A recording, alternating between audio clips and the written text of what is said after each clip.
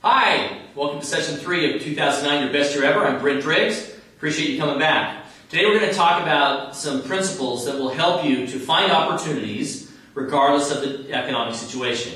In other words, to help you better position yourself as a business solution provider if you're looking for a job or if you're looking to shore up your own job that you currently have. As you recall, in our first session, we talked about identifying the gap.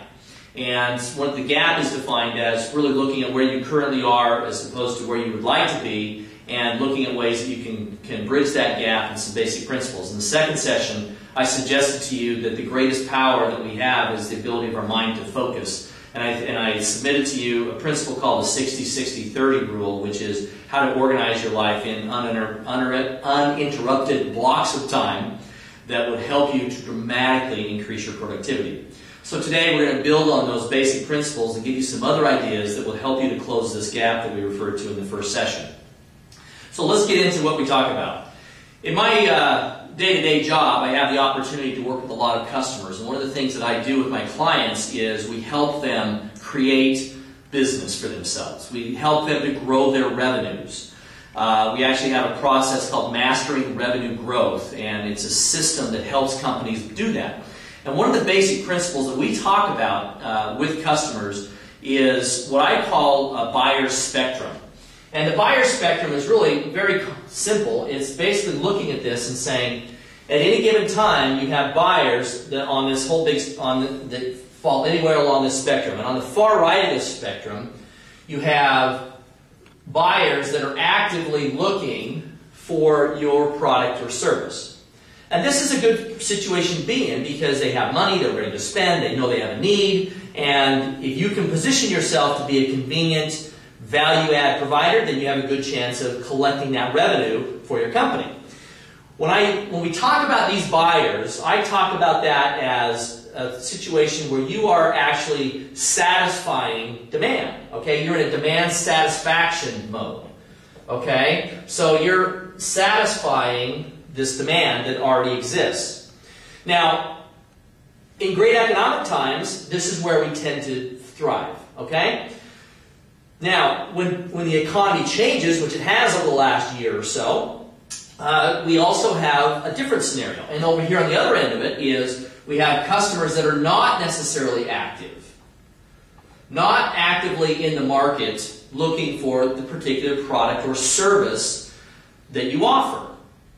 And if we're in that kind of a mode, then I call on this side, then we have to look at not satisfaction of demand, but we have to look at how do I create demand for my product or service. Okay? So this is demand creation as opposed to demand satisfaction over here.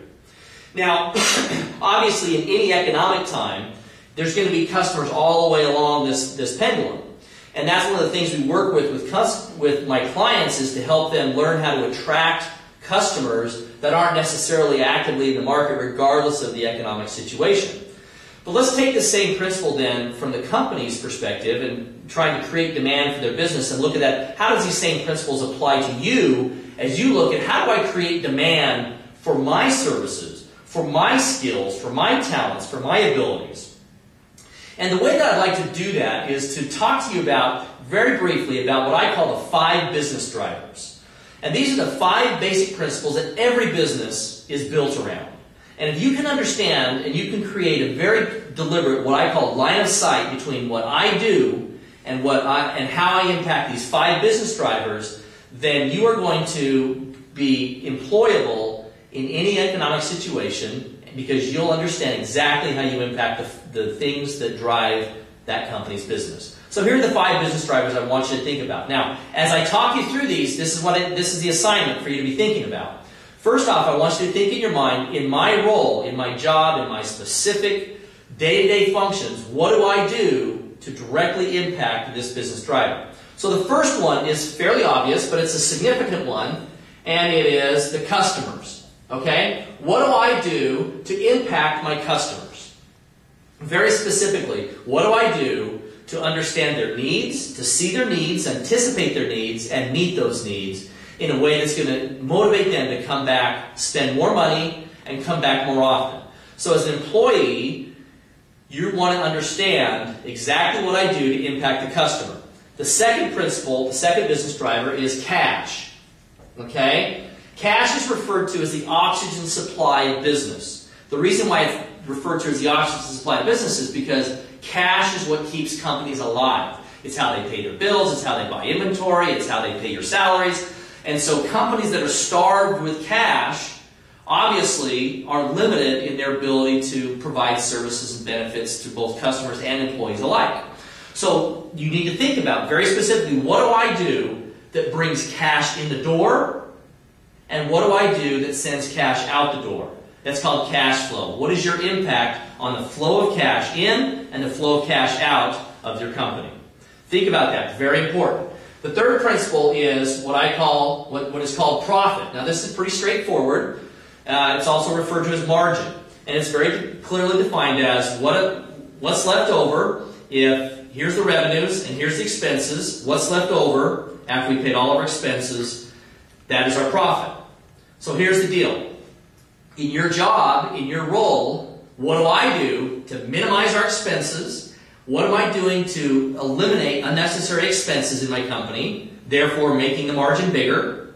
And what am I doing to maximize the price that we can charge the market for our product or service? Because those are the two elements in increasing profit. Increasing your price, decreasing your cost will maximize your price in the marketplace. All the while, you obviously have to be doing this in a way that provides outstanding service to the customer to meet their needs. The fourth principle then is building on profit kind of goes hand in hand is what I call volume. Some authors have talked about this and referred to this as velocity, but it's basically defined as the speed in which your asset generates money for you. Okay? It's how fast you sell your product or service, or how frequently you sell your product or service in the marketplace. So what you need to do is think about, what am I doing to make our sales process, our ability to move our product or service to our customers more efficiently, quicker? Because the quicker you can turn that over, the faster you generate a profit, which generates cash, which enables the company to stay in business and to thrive. So this is really called, these are really the centerpiece, if you think about it, volume and profit is the centerpiece of every business. And you better know what you do to impact those. That will give you employability for life. So the fifth and final one of these five that you really need to understand that drives businesses is the desire and interest to grow. And this is very important, particularly if you work for a publicly traded company, because the market demands growth. So you better be really clear about what are you doing to empower and enable your company to continue to access more customers, all right, to generate higher amounts of cash. And how do you generate cash?